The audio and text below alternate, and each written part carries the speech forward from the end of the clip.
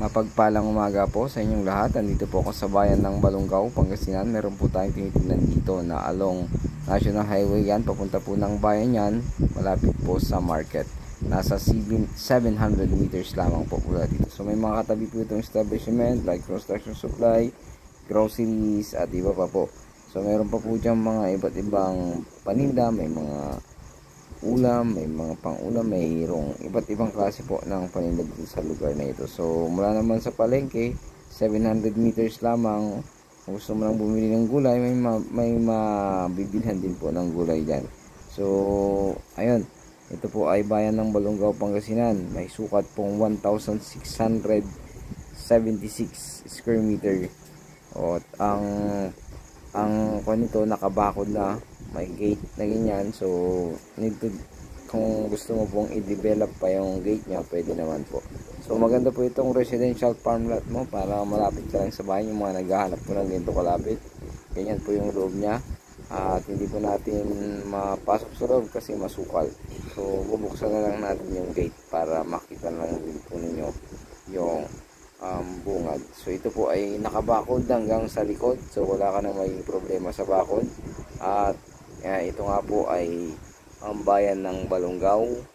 At malapit siya sa school, nasa 700 meters, high school or elementary.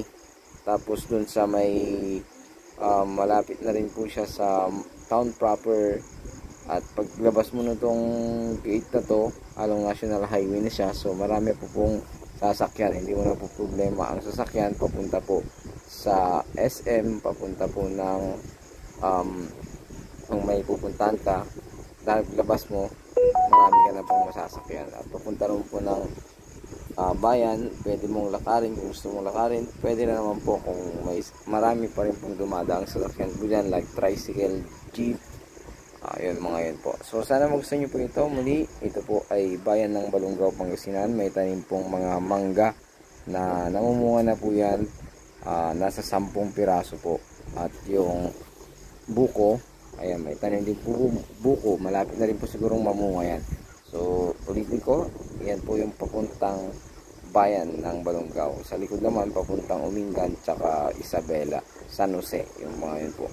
So ito po, muli, ulitin ko, ito ay may tanim na 10 mangga, may mga buko din, 3 yatang buko yan, at may mga saging din po dyan. Medyo masukal lang ngayon kasi tag-ulan, hindi na po napalinis ng seller natin. So title po ito, at ito po ay may halagang 3.5 million.